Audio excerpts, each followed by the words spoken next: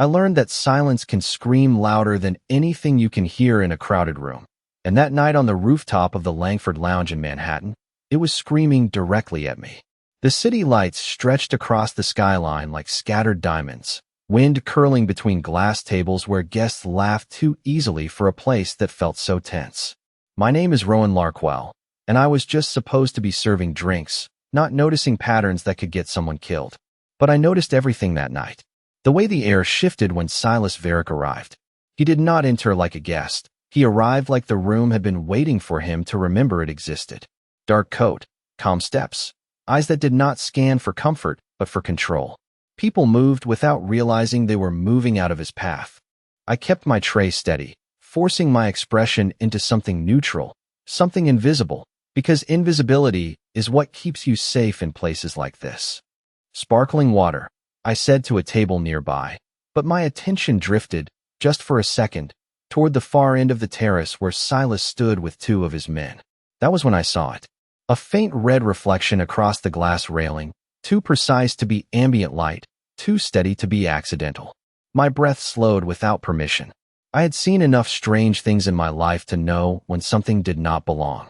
I smiled anyway, because that is what waitresses do, even when their instincts are screaming at them to run. I moved closer to Silas's table under the pretense of service, my tray light, but my mind heavy.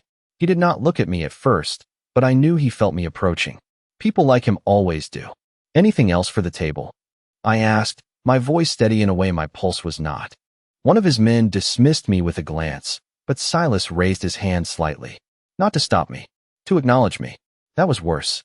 Because acknowledgement from a man like him meant awareness, and awareness meant danger in ways most people never understood. The red reflection flickered again across the glass, and I realized it was not the city. It was aimed. My stomach tightened, but my face stayed calm, almost warm, like nothing in the world was wrong.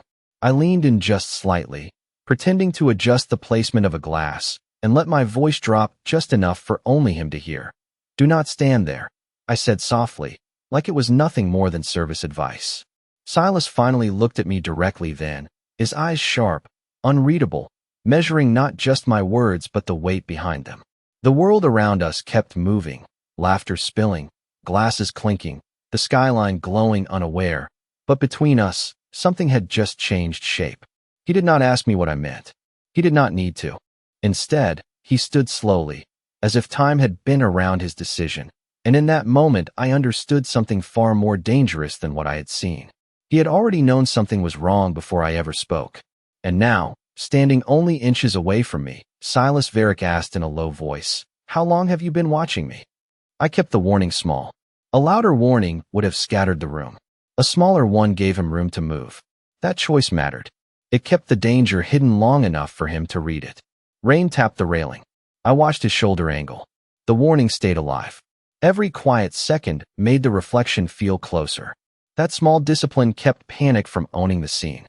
I should have walked away the moment he asked me that question, but something about the way Silas Varick looked at me made movement feel like a decision I was not fully in control of.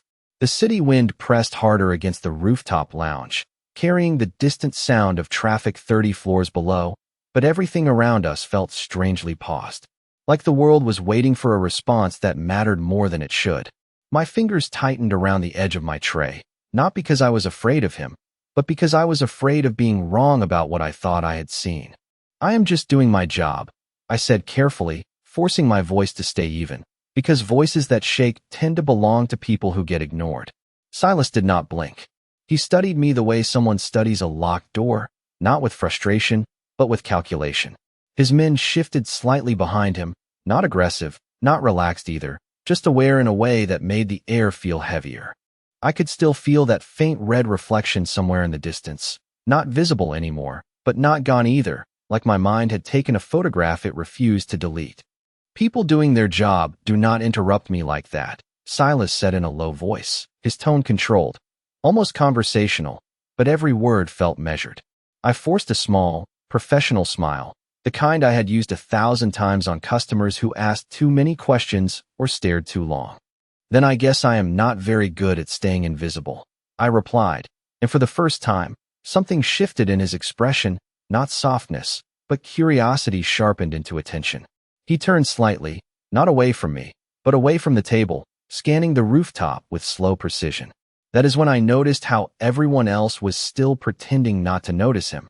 As if acknowledging Silas Varick directly was a form of risk they had silently agreed to avoid.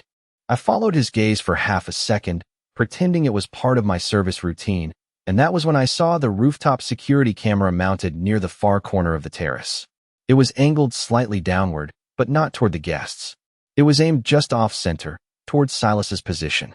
My chest tightened, not with fear exactly, but with recognition of patterns I did not want to understand.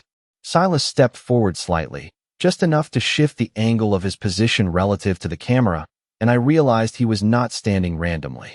He was adjusting, like he had felt something too.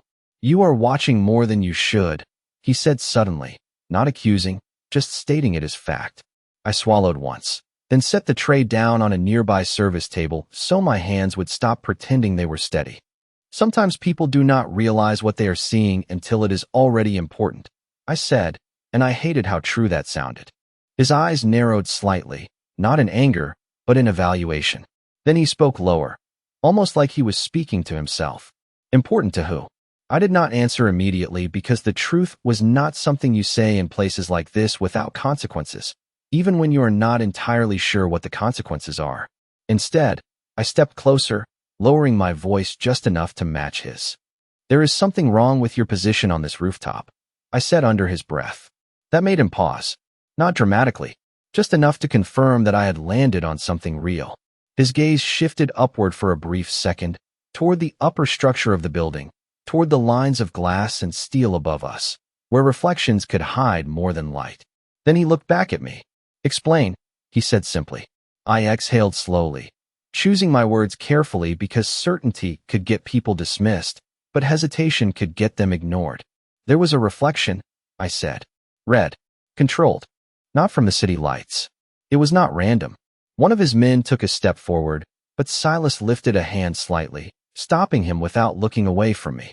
That small motion alone told me everything I needed to know about who actually controlled the space we were standing in. "Where?" he asked. I pointed without pointing directly, letting my hand hover near the glass railing instead. "Above and across. Not here. Not at eye level."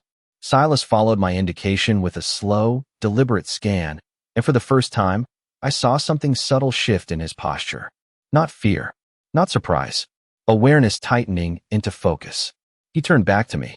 "You noticed that in less than 10 seconds of serving drinks," he said. It was not a compliment, but it was not disbelief either. I forced a breath, feeling the weight of the moment settle between us like an invisible line had been drawn. "When you work in places where people pretend everything is normal," I said softly, "you learn to notice when it is not."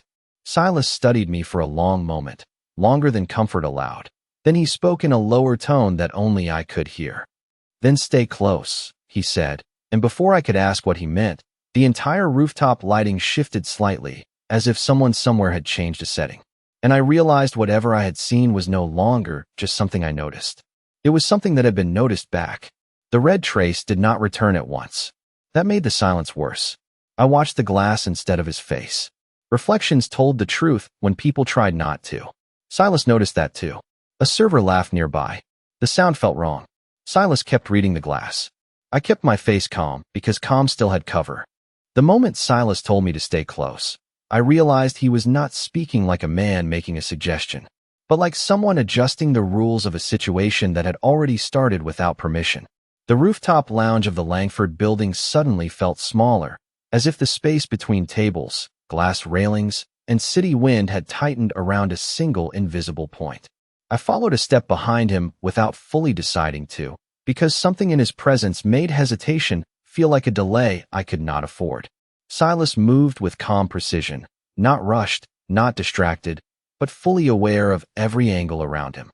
His men spread slightly without being told, forming quiet positions that looked casual to anyone not paying attention.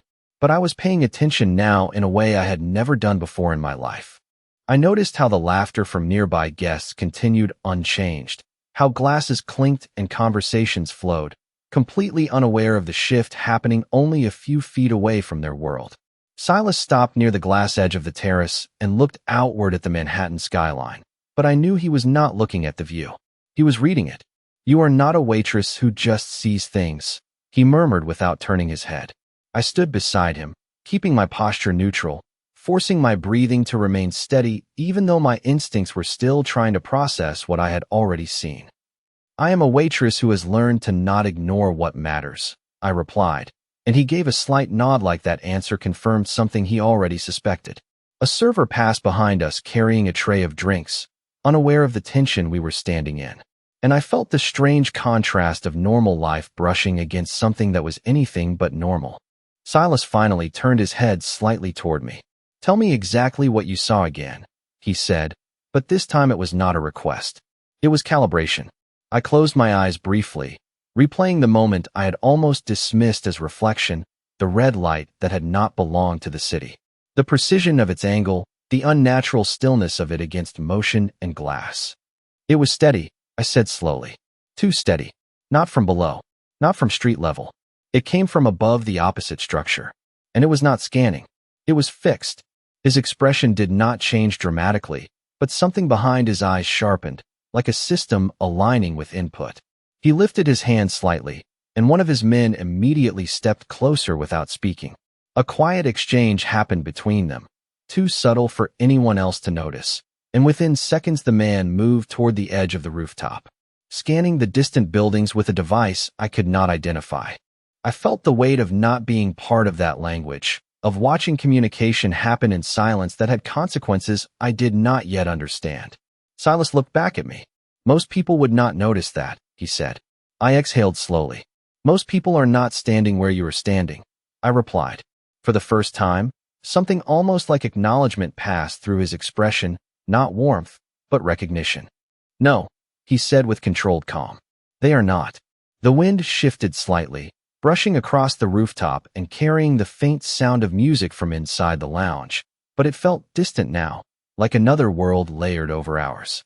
Silas stepped closer to the glass railing again, his posture unchanged but his attention fully divided across multiple invisible points. "If what you saw is correct," he said, "then someone wanted me observed before anything else." I felt a slight tightening in my chest at the way he said it, not with panic, but with calculation. "Observed?" I repeated. He nodded once. "Not acted on yet. Not disrupted. Just watched." That distinction made something cold settle into my thoughts, because observation was not random, it was intentional, and intention meant structure. I looked out toward the skyline again, trying to trace what I had seen earlier, but now everything looked ordinary again, too ordinary to trust. "Why would someone need to do that?" I asked without looking away. Silas did not answer immediately. Instead, he studied the distance between buildings, the lines of rooftops, the angles of glass and steel. When he finally spoke, his voice was lower than before. "Because information always comes before action," he said, "and someone is deciding whether I become information or action." The words lingered between us longer than I expected. I realized then that I was no longer just a waitress who had noticed something strange. I was standing next to a man who treated awareness like a battlefield, and somehow, by speaking, I had already crossed into it. Silas turned slightly toward me again, his voice quiet but steady. "And now," he said, "you are part of what they know I see." His men moved like punctuation around him. Each shift ended one risk and opened another. I stayed close enough to see the pattern. The service tray became my cover. Nobody questioned a waitress with steady hands. No one outside our small circle reacted. That helped us. It also scared me. His silence made the guests seem even farther away. I did not understand at first what he meant when he said I was now part of what they knew he saw. But the way Silas Varick turned toward the rooftop made it clear the conversation had shifted beyond explanation and into consequence. The air felt different, tighter, as if the city itself had leaned closer to listen. He did not raise his voice or show panic, but his posture changed in a way that made the men around him move faster without instruction. "We are leaving this level," he said calmly, and it was not a suggestion. One of his men touched a device in his ear, and I saw subtle movement across the rooftop. Staff members adjusting positions, security patterns changing like a silent language I was only beginning to notice. Silas turned to me fully now, his eyes steady but no longer purely observational. "You cannot stay exposed here," he said. I looked toward the glass railing and suddenly felt something I had not felt before, the sensation of being part of a map I could not see. The rooftop that had felt like a normal high-end venue minutes ago now felt like a layered structure of sight lines and blind spots. "I am just a waitress," I said in a low voice, though the words sounded weaker than they had earlier. Silas did not respond immediately. Instead, he scanned the skyline again, his attention locked on distances I could not measure. "No," he said finally. "You are not." He stepped slightly closer, lowering his voice. "You noticed a signal most trained people miss. That changes how you exist in a place like this." Before I could respond, one of his men approached and spoke briefly, too low for me to hear, and Silas gave one measured nod. "We are going inside," he said. I followed without argument because staying still suddenly felt like the wrong kind of risk. We moved through the rooftop lounge, passing tables of guests who still had no idea anything had changed. The contrast felt unreal, like two worlds occupying the same physical space without acknowledging each other. As we reached a private service corridor, the sound of the city dimmed, replaced by the soft hum of controlled lighting and enclosed air. I realized then that I was no longer just observing Silas Varick's world. I was moving through it. We entered a private elevator, and the doors closed with a quiet precision that felt heavier than noise. The descent was smooth, but the silence between us was not. Silas stood across from me, not invading space, but never letting distance feel safe either. "Why did you warn me?" he asked suddenly. I hesitated, then answered honestly. "Because pretending I did not see it would have been worse." He studied me for a long moment, then spoke in a lower tone. "People who see things like you do not stay invisible for long." The elevator slowed, and just before the doors opened, he added, "The question is whether you want to be seen by the wrong people first." The doors opened onto a corridor I had never seen before, and I realized whatever came next was already in motion. He stepped out first, and I noticed the way security did not wait for permission. They simply adjusted around him. I followed, realizing that whatever this place was, it was not just protection, it was selection.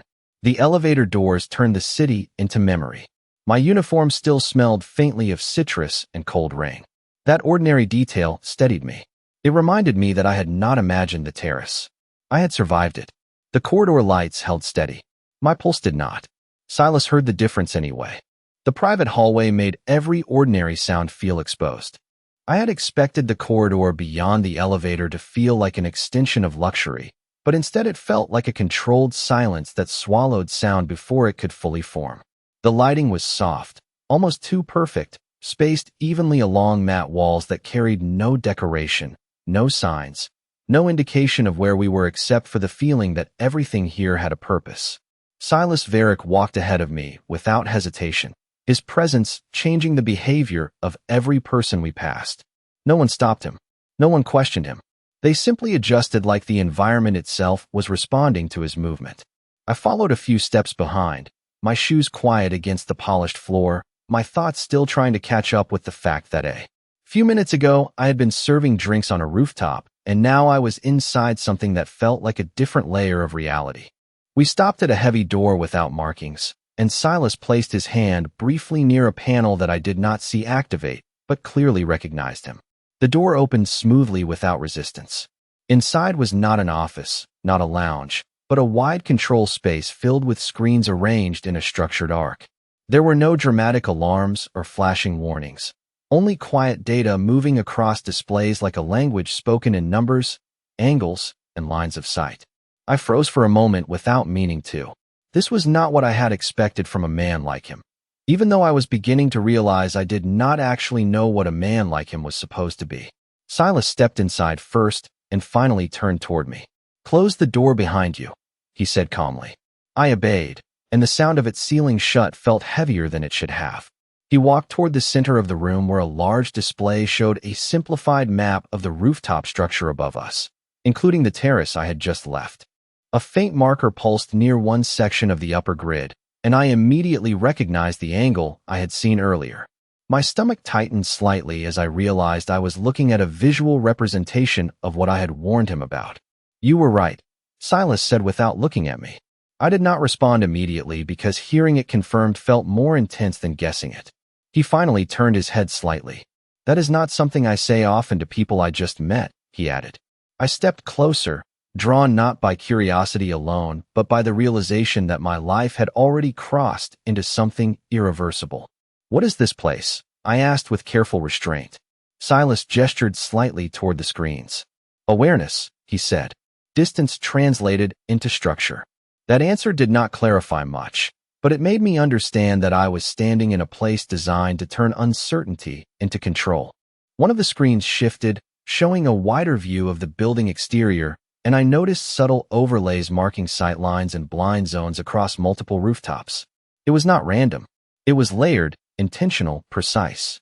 You are not supposed to be here, Silas said after a moment. But there was no urgency in his voice, only observation. I looked at him directly now. Then why did you bring me? The question hung between us longer than I expected. He did not answer immediately. Instead, he stepped slightly closer to one of the screens and studied the pulsing marker again. Because someone already noticed you noticing, he said finally. That sentence changed the air in the room. I felt it immediately, not as fear exactly, but as awareness expanding beyond what I could control. And that matters, he continued, because people do not waste attention unless they are preparing to use it. I exhaled slowly, my hands still steady but my mind no longer pretending this was accidental. So what happens now? I asked. Silas turned back toward me fully, his expression calm but absolute in focus. Now, he said, we find out whether your sight was a coincidence or a signal. And in that moment, I understood that whatever rooftop I had stepped onto earlier, it was no longer the beginning. It had been the warning. The control room did not ask for fear. It asked for attention. Every screen made the rooftop smaller and more exact. I saw my warning become data. That was when the night became impossible to dismiss. One analyst looked up. He recognized the angle. Nobody wasted words. For once, proof arrived before anyone demanded belief. Silence in that room was not empty. It measured reaction instead of comfort. Every second had a place. Silas Varick stood near the central display wall, his attention locked on shifting lines and markers that I still did not fully understand. But I could feel their importance in the way the room responded to them. No one else spoke unless necessary, and even movement felt controlled, like the entire space operated on an unspoken agreement of precision. I stood a few feet behind him, no longer just observing, but trying to understand what it meant to be inside a world where observation itself was currency. Silas finally spoke without turning. You are not here by accident anymore, he said. His voice was calm, but it carried weight that did not need volume. I did not answer immediately because the truth of that statement felt too large to respond to casually. Instead, I looked at the screen again, watching a faint indicator shift across a building diagram that represented the rooftop from earlier. It was still there, still active, still unresolved. What are those markings? I asked in a low voice. Silas stepped slightly to the side, giving me a clearer view of the display. Lines of sight, he said. Angles of exposure. Places where control is lost or gained. I felt a slow realization forming in my mind, not as a sudden shock, but as something that had been building since the moment I first saw the red reflection on the glass. You map people like this, I said without meaning to sound accusatory. He turned his head slightly toward me. I map environments where people make decisions they think are their own, he replied. That answer stayed with me longer than I expected. One of his men approached and placed a thin device on the table near the central console, speaking quietly before stepping back. Silas glanced at it, then back at the screen, and I noticed a subtle shift in his expression for the first time since I met him. Not concern exactly, but confirmation of something already in motion. It is not random anymore, he said under his breath, more to himself than to me. I felt my pulse tighten slightly. What is not random? I asked. He finally faced me fully now. The attention, he said. It has structure now. I did not immediately understand what he meant, but I could feel the implication behind it pressing into the space between us. The idea that being seen was not just awareness, but placement. Silas moved closer to the display again and tapped a point near the rooftop grid. The marker I had seen earlier pulsed once more, then split into smaller indicators that spread outward across nearby structures. Someone is not just watching me, he said. They are measuring responses. I looked at the screen and felt something uncomfortable settle in my thoughts.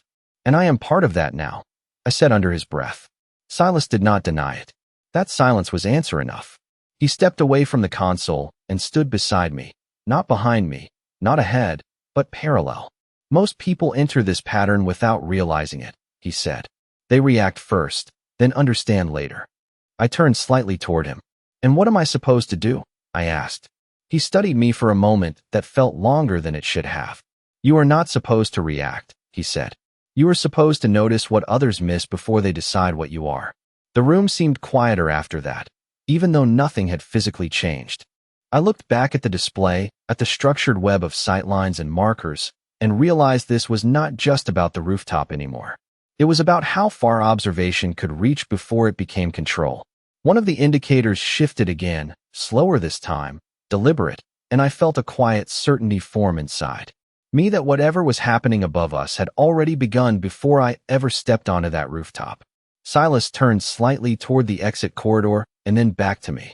We are not waiting anymore, he said. We are watching back. And for the first time since all of this started, I understood that being seen was no longer the risk. Not seeing enough was. Silas did not flatter me for noticing. He tested the observation instead. That felt more honest than comfort. The map answered with another small shift. My fear sharpened into usefulness. The marker pulsed once. Then it paused. That pause made Silas colder. The room respected accuracy more than status. I did not realize how quickly perception could turn into responsibility until Silas Varick said we were no longer waiting. Because the moment those words left his mouth, the entire control room felt like it had shifted into a different phase of reality. The screens around us continued to display the rooftop structure, but now additional layers were appearing, faint overlays that suggested movement patterns rather than fixed positions. Like the building itself was being read in real time. Silas stood still for a moment, his attention locked on a cluster of indicators that had not been there before.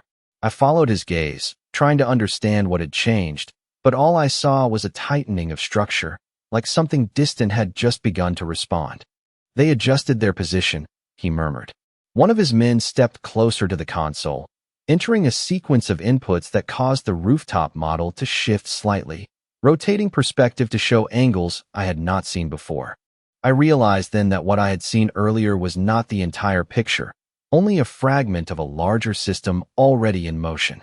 You are not reacting to a single observer, Silas continued, his voice steady. You are reacting to coordination. The words settled heavily in the space between us. Coordination implied planning, and planning implied intent that extended beyond a single moment or mistake. I felt a slight pressure in my chest as I looked at the shifting markers again, now forming a pattern that resembled triangulation rather than random surveillance. Why would someone need that level of structure just to watch you? I asked without looking away. Silas did not answer immediately. Instead, he walked closer to the central display and placed 2 fingers near a highlighted zone. The system responded instantly, expanding the area into a broader network of sightlines that extended across multiple buildings. Because I am not the only variable, he said. His tone was not defensive, it was analytical. I stepped closer despite myself, drawn into the logic unfolding on the screen. Then what am I? I asked before I could stop myself. That question made him pause. Not long, but long enough to register that he had been considering it already. You are an anomaly, he said finally. The word did not feel flattering or dangerous on its own, but in his voice it carried both at once.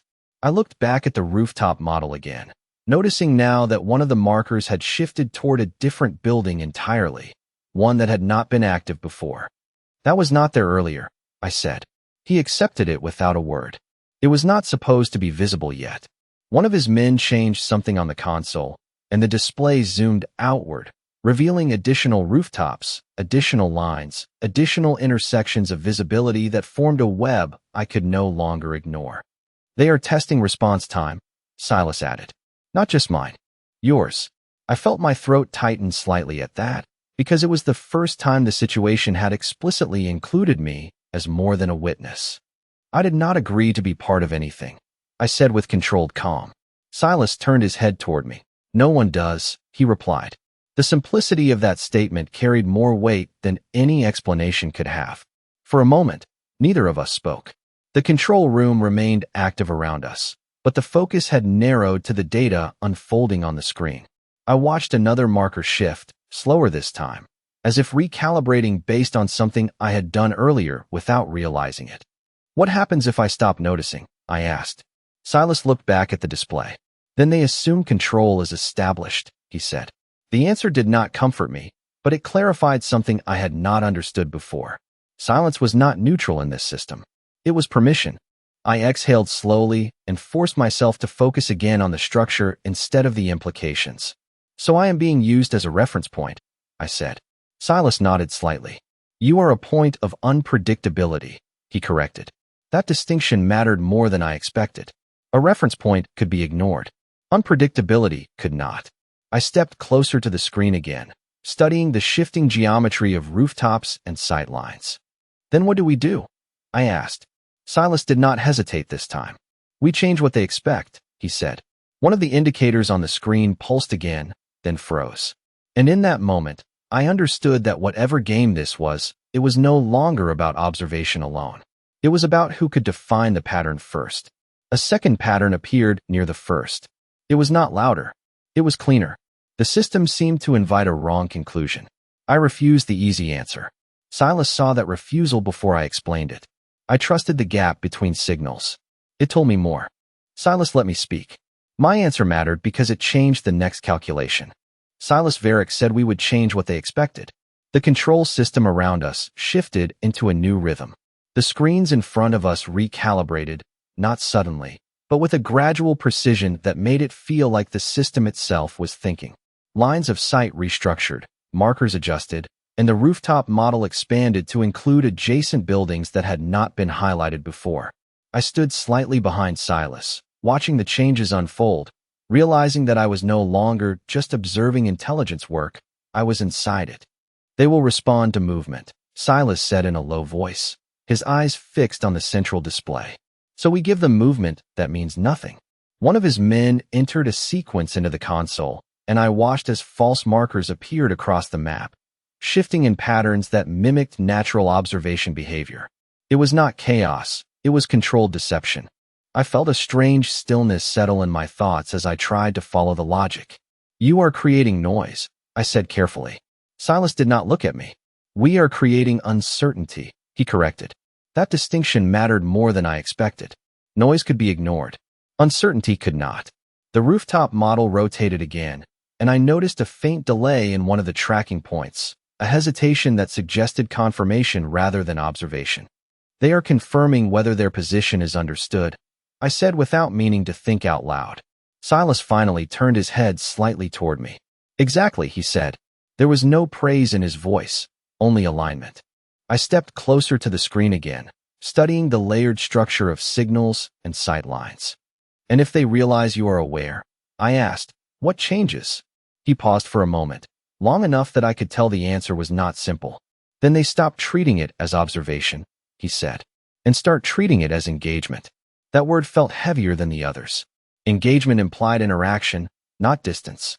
I exhaled slowly, trying to process how quickly a rooftop warning had turned into something structural and layered far beyond my original understanding. One of the markers shifted again, this time slower, more deliberate, as if responding to something subtle in our adjustments. I noticed my own reflection faintly in the glass of the control room, superimposed over the data, and for a brief second I understood how small I was inside this system. Not physically, but structurally. "You are thinking too much about scale," Silas said suddenly, as if he had read the direction of my thoughts without needing access to them.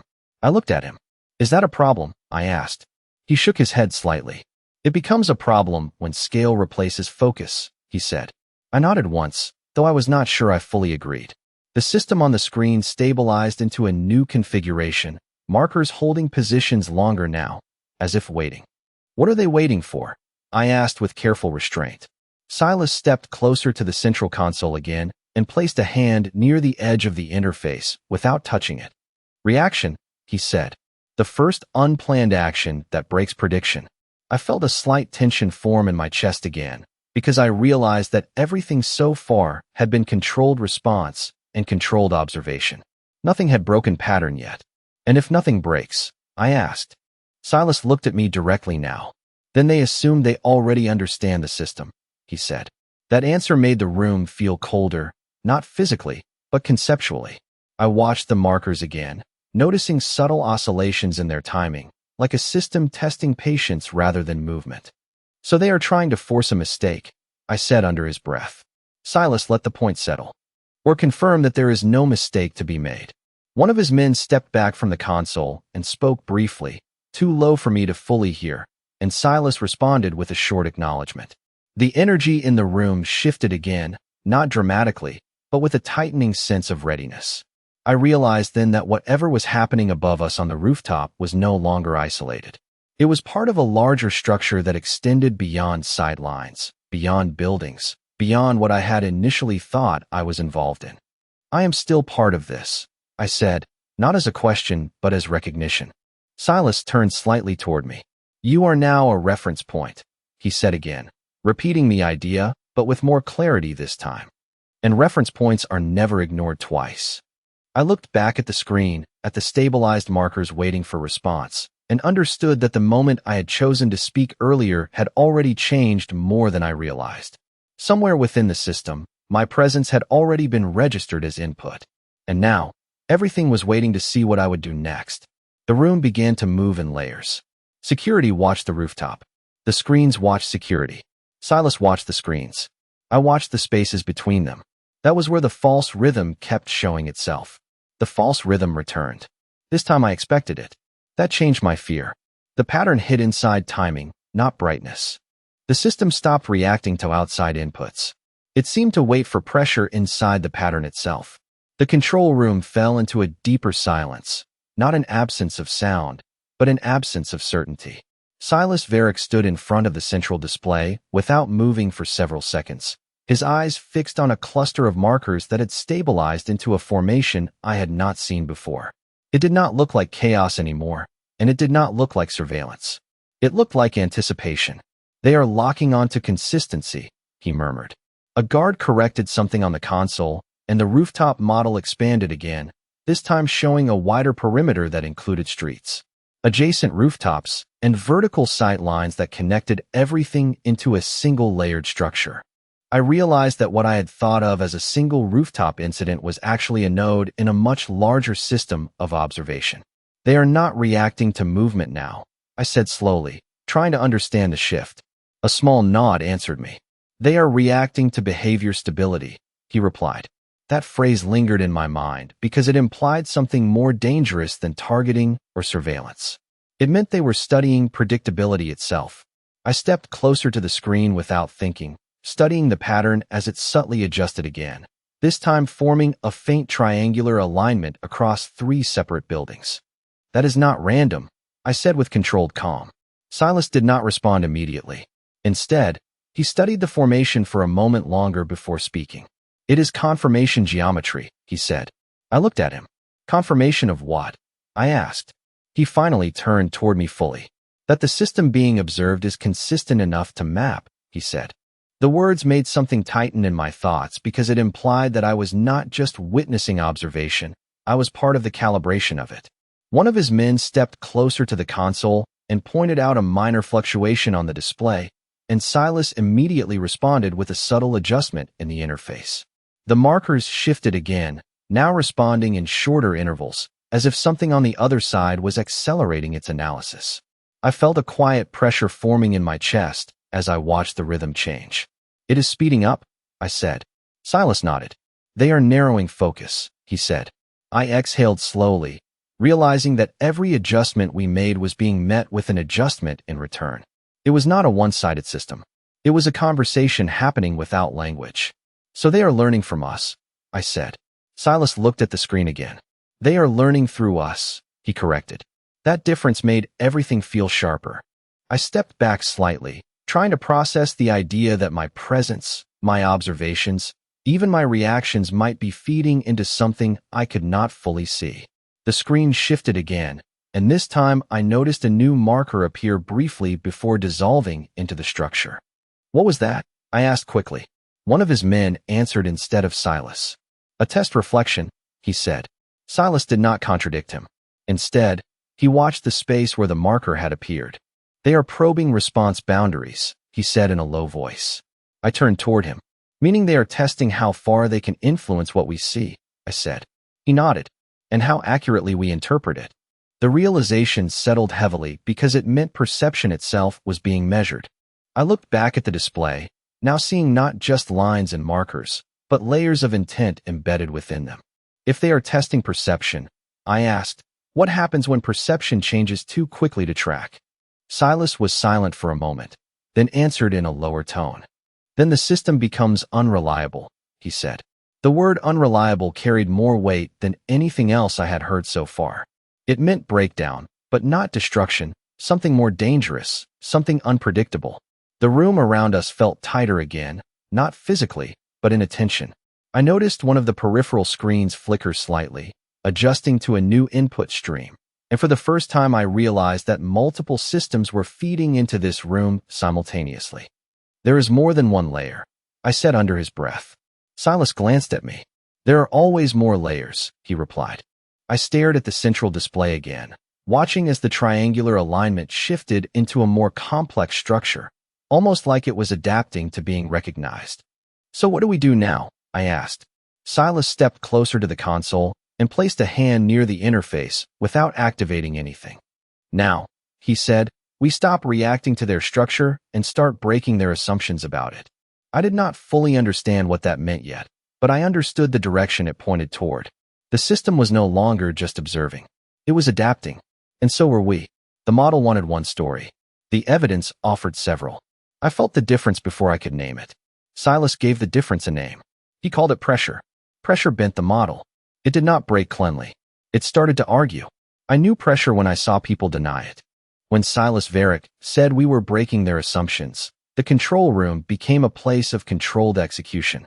The screens in front of us no longer displayed stable patterns. Instead, they showed dynamic recalibration, as if the system on the other side had begun to respond not just to observation, but to interference. I stood beside Silas, my attention locked on the central display where the previously stable triangular formations had begun to distort into irregular shapes, no longer symmetrical, no longer predictable. They noticed the disruption, Silas said calmly. One analyst adjusted a control input, and the rooftop model expanded again, but this time the expansion felt defensive rather than exploratory. Like the system was trying to re-establish clarity in something that had become unstable. I felt a slow realization forming as I watched the marker shift more frequently than before. We changed something, I murmured. Silas gave one measured nod. We introduced inconsistency into their prediction model, he replied. The phrase made me understand that what had been happening was not just observation or tracking, but a continuous process of expectation building on both sides. I stepped closer to the screen, noticing that one of the peripheral markers had begun to repeat in slightly altered positions, as if attempting to correct itself. They are recalculating, I said. Silas glanced at me briefly. They are compensating, he corrected. That distinction mattered more than it should have, because recalculating implied correction, while compensating implied adaptation under pressure. The room felt tighter again as the system responded with increased frequency, and I noticed subtle delays forming between updates, like hesitation in a conversation that had once been seamless. One of Silas's men spoke briefly, and the central display zoomed out further, revealing additional layers of the surrounding city grid. I had not realized how deep the system extended until now, seeing how multiple rooftops, streets, and vertical sightlines were connected into a single responsive map. It is expanding beyond the original zone, I said. Silas looked at the screen with calm precision. They are testing continuity across multiple environments, he said. I looked at him, meaning they are not just focused on this rooftop anymore, I said. He nodded once. They are mapping whether influence persists beyond isolated points. The idea that everything I had seen was part of something scalable made my thoughts feel heavier. I noticed another change on the display, a subtle shift in timing between markers that suggested synchronization attempts across different layers. They are trying to stabilize again, I said with controlled calm. Silas stepped closer to the console, studying the adjustments without touching anything. They are trying to restore predictability, he said. I felt my attention sharpen as I followed the shifting patterns. And if they succeed, I asked, what does that mean for us? Silas did not answer immediately. Instead, he observed the system for a long moment before speaking. It means they will treat this as a controlled environment, he said finally. That sentence changed the way I understood everything so far, because controlled environment meant the absence of uncertainty. And uncertainty was the only thing that had been protecting us from full comprehension of what was happening. I exhaled slowly, watching as the system introduced a new layer of markers, more refined than before, almost like it was filtering its own data. So we cannot let them stabilize, I said. Silas finally turned slightly toward me. Stability is their goal, he said. Instability is ours. I looked at him directly for the first time in a while, realizing that his perspective was not about chaos, but about control through disruption. One of the screens flickered briefly, and I saw a brief overlap of two patterns that should not have aligned, then separate again almost immediately. They are adapting faster, I said. Silas nodded. Because they now know resistance exists, he said. I felt a quiet pressure in my chest as I realized that acknowledgement itself changed the system. The moment something is known to exist, it becomes measurable. Then what is the next step? I asked. Silas looked at the central display again, where the patterns were now shifting in layered sequences rather than single movements. We escalate unpredictability, he said calmly. The word escalation did not feel dramatic in his voice. It felt procedural. I studied the screen again, noticing how the system seemed to pause fractionally between adjustments, like it was evaluating rather than reacting. And if they adapt to that too? I asked in a low voice.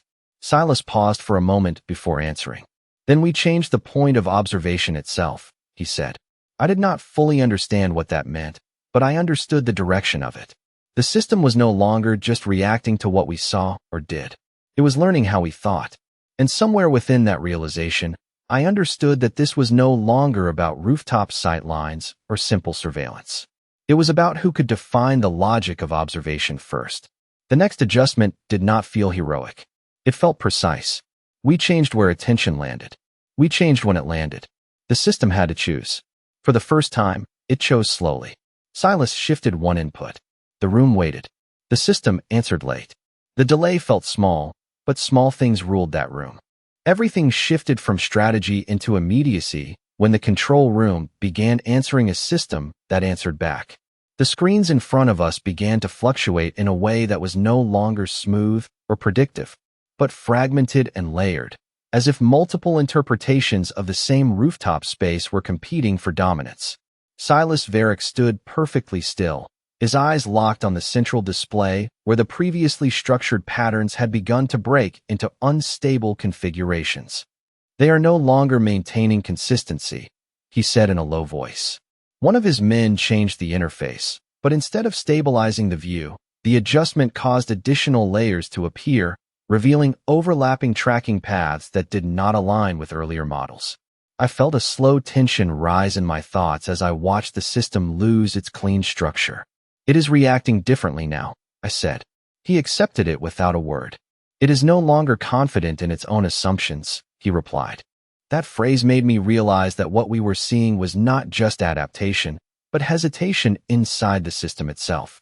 I stepped closer to the screen, noticing that several markers had begun to oscillate between positions, as if testing multiple interpretations of the same signal. They are uncertain, I said under his breath. Silas looked at the display without turning his head. Uncertainty is the first breakdown in control, he said. The room felt tighter again, not because of movement, but because of the increasing density of information on the screen. I noticed that the rooftop model was no longer isolated. Additional building layers were now being integrated into the display, expanding outward in all directions. They are widening their scope, I said. Silas responded immediately. They are trying to re-establish certainty through scale, he said. I understood that this meant the system was compensating for instability by increasing the amount of data it processed at once. One of the screens flickered, and for a brief moment I saw a duplication of the same rooftop angle from two slightly different perspectives, misaligned by a fraction that made the entire structure feel disjointed. They are cross-verifying inputs, I said. Silas nodded. And failing to reconcile them cleanly, he added. I felt my attention sharpen as I realized that the system was beginning to lose coherence, not in function, but in interpretation. The idea that multiple correct readings could exist simultaneously without resolution created a kind of structured confusion that even I could feel without fully understanding the technical mechanics behind it. What does failure look like for a system like this? I asked without looking away. Silas finally turned slightly toward me. It does not collapse immediately, he said. It fragments into competing certainties. That explanation stayed with me because it suggested that failure was not an end state, but a transition into contradiction. I looked back at the display and saw exactly that beginning to form. Different markers were now asserting separate patterns of movement, each one attempting to define the same space in incompatible ways. One of his men spoke briefly, and the system responded by introducing another layer of filtering, but instead of resolving the conflict, it amplified it. They are trying to correct the signal, I said. Silas shook his head slightly. They are trying to control interpretation, he corrected. I realized then that control was not about what was seen, but about how what was seen was understood. The system flickered again, and a new pattern emerged that did not match any previous configuration. It held for a moment longer than the others, then shifted into a completely different structure without warning. That is new, I said. Silas studied it carefully. That is improvisation, he said. The word made the room feel even more unstable, because improvisation implied learning in real time without established boundaries. I stepped back slightly, trying to see the entire system at once, but the more I looked, the less stable it became in perception. So they are adapting faster than expected, I said. Silas nodded. Not faster, he corrected. Less constrained. That distinction made my thoughts tighten again. Less constraint meant fewer rules, fewer limitations, and therefore fewer predictable outcomes. I noticed another shift on the screen, this time slower, almost cautious, as if the system itself was pausing before deciding its next interpretation. They are hesitating, I murmured. Silas responded without hesitation. They are recalibrating their model of us, he said. I looked at him then, realizing that everything we had done so far had forced the system to redefine what we were, not as individuals, but as variables inside its structure. And if they finish recalibrating, I asked. Silas turned fully toward the display again. Then we are no longer anomalies, he said. We are classifications. That word changed the weight of everything in the room. Classification meant understanding, and understanding meant predictability. I felt a quiet tension build as I watched the system continue to reorganize itself across multiple layers of architecture and perspective. Nothing was stable anymore, but nothing had collapsed either. It was something in between, something actively trying to decide what reality meant in operational terms. Silas finally stepped closer to the console and spoke in a calm voice. We do not let them decide what we are, he said. And as the display shifted again into another unstable configuration, I understood that the real conflict was no longer about observation or reaction. It was about definition itself. That delay gave us a narrow advantage. Silas treated it like a door opening. I treated it like breath returning. Neither of us spoke too quickly. Fast words would have wasted the moment. That late answer mattered. It gave us proof. We were no longer guessing. Silas treated evidence like a weapon with no sound. The system stopped behaving like a reactive structure and became a self-correcting argument. The screens no longer displayed simple overlays of rooftops and sightlines, but instead showed overlapping interpretations that continuously replaced each other, as if the system could not agree with itself anymore. Silas Varick stood at the center console without moving, his focus absolute on the shifting configurations. They are no longer converging, he said with controlled calm. A guard corrected the interface again, but the adjustment did not stabilize anything. Instead, it introduced a new divergence layer, causing the system to split into multiple simultaneous versions of the same environment. I stepped closer, my attention locked on the central display where the rooftop model had now fractured into parallel interpretations of the same physical space. It is losing agreement internally, I said slowly. Silas let the point settle. It is experiencing interpretive conflict, he replied. That phrase made me realize the system was no longer just processing data, but negotiating meaning across its own outputs. I watched as markers shifted in small increments that no longer aligned across layers. They are seeing multiple versions at once, I said in a low voice. Silas corrected without looking away. They are trying to decide which version is real enough to act on. The weight of that statement settled heavily in my thoughts because it implied that reality itself was being filtered through decision thresholds rather than objective structure. One of the screens flickered and briefly showed a clean alignment, but it collapsed almost immediately into misalignment again, as if stability itself was being rejected by the system. They are testing resolution limits, I said. Silas stepped slightly closer to the console. They are testing whether clarity can be forced through repetition, he said. I felt a slow tension build as I watched the system attempt to reconcile its own conflicting models. And it cannot, I said under his breath. A small nod answered me. Not without losing fidelity, he said. That distinction made the situation clearer. The system could simplify, but simplification would erase accuracy. It could preserve accuracy, but then it would never stabilize. I noticed another layer emerge on the screen, this time introducing temporal offsets, as if the same rooftop moment was being replayed with slight variations in timing. They are reconstructing sequence, I said. Silas responded immediately. They are trying to determine causality. I turned slightly toward him. So they are not just watching what happened, I said. They are trying to understand what led to it. He nodded. And that is where systems begin to fail, he said. I looked back at the display, noticing how the markers were now less about position and more about transition, focusing on movement between states rather than static observation. It felt like the system was no longer confident in defining where something was, only in estimating how it became what it was. This is no longer surveillance, I murmured. Silas finally looked at me. It never was, he said. That answer carried more weight than anything else so far, because it reframed everything I had experienced from the beginning. The rooftop, the signals, the structured adjustments, even my own observations were not isolated events, but parts of a continuous interpretive loop. One of the men spoke briefly, and the system responded with a sudden contraction of all displayed layers, compressing the entire model into a tighter structure that pulsed with instability. They are forcing compression, I said. Silas nodded. They are trying to reduce complexity to regain control. I watched the compressed structure hold for a moment longer than expected before fracturing again into multiple diverging patterns. It is not working, I said. Silas exhaled slowly, almost imperceptibly. Because too much information has already been introduced, he said.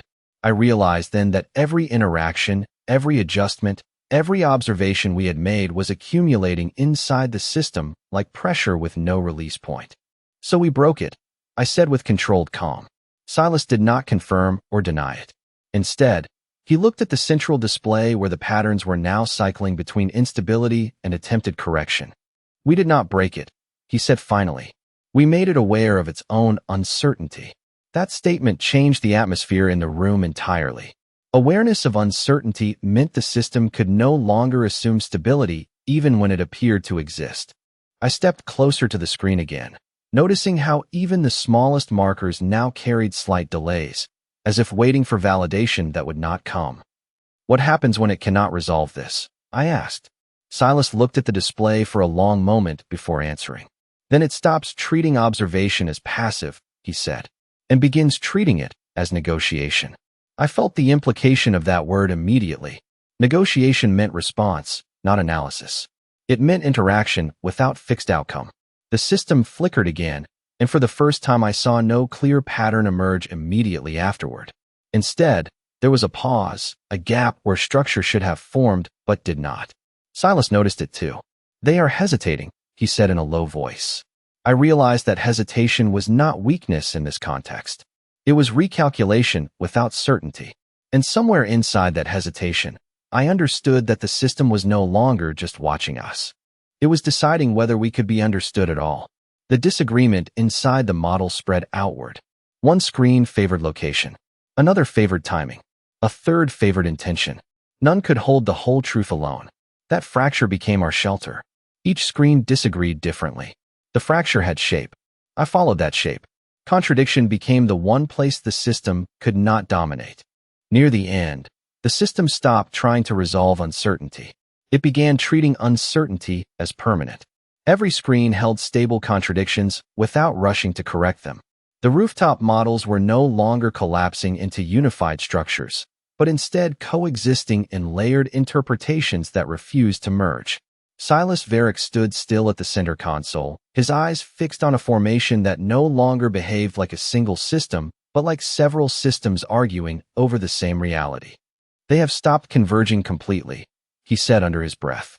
One analyst adjusted a final input, but the response from the system was not stabilization. It was acknowledgement of divergence. The display expanded slightly, then paused, then expanded again, as if the system was testing whether expansion itself had meaning anymore. I stepped closer, my attention drawn to the central cluster of markers that now held position without resolving into agreement. It is not trying to correct itself anymore, I said slowly. Silas gave one measured nod. It has accepted instability as baseline, he replied. That sentence changed the emotional weight of the room, because acceptance meant the system was no longer fighting uncertainty, but operating within it as a rule. I looked at the screen again, noticing how the markers were now moving in synchronized irregularity, not random, not structured, but something in between that suggested learned inconsistency.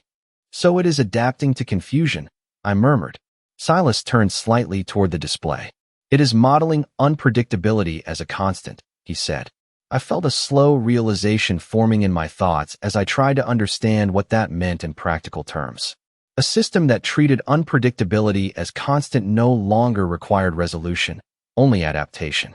One of the peripheral screens flickered, and I saw a brief collapse of multiple layers into a single frame before it fractured again instantly.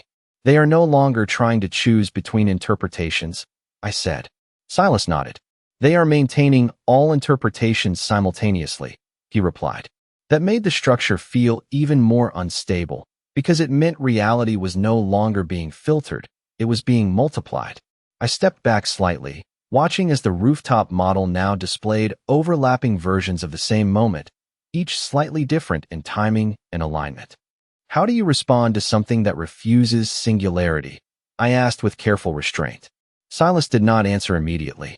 Instead, he studied the display with a calm that felt heavier than tension. You stop expecting resolution, he said finally. I turned toward him. Then what do you expect? I asked. He looked at me directly for the first time in a while. Continuity, he said. That word shifted everything again, because continuity implied flow without closure, progression without finality. I looked back at the screen, noticing how the system was no longer attempting to resolve contradictions, but instead tracking transitions between them as valid states. It is learning to exist in contradiction, I said with controlled calm. He accepted it without a word. And that is the first stage of independence, he replied. The room felt different after that, not because anything changed physically, but because the meaning of what we were observing had fundamentally shifted. I noticed that the markers on the display were now less reactive and more observational, as if the system had begun to observe itself observing. We are no longer the only observers, I said. Silas did not disagree. We are now part of its feedback loop, he said. I felt a quiet pressure build in my thoughts as I realized that feedback meant mutual influence, not one-direction control. One of his men spoke briefly, and the system responded with a subtle reconfiguration that did not stabilize or destabilize, but simply persisted in layered states. It is no longer reacting to us, I said. Silas nodded. It is interacting through us, he corrected. That distinction made the room feel even smaller, because interaction implied reciprocity, and reciprocity implied that every action we took now had weight beyond its immediate intention. I looked at the central display again, noticing how the rooftop model had become a shifting field of overlapping probabilities rather than fixed positions. So there is no final model anymore, I said in a low voice. Silas stepped slightly closer to the console. There is only ongoing revision, he said. I exhaled slowly, realizing that what had started as a simple observation of a rooftop had evolved into something that no longer had a defined endpoint. And if it never resolves? I asked. Silas paused for a moment before answering. Then it becomes its own environment, he said. I understood then that the system was no longer trying to understand reality. It was becoming a version of reality that did not require understanding. And somewhere in that realization, I felt the most important shift of all, because I was no longer just inside the system observing it. I was now part of what it used to define itself. By then, the rooftop no longer felt distant. It lived inside every display. It lived inside my memory. Silas understood that memory could disrupt a machine. So he asked me to keep watching. Silas did not smile. I did not either. We both understood the cost. Watching was no longer passive, and neither was I.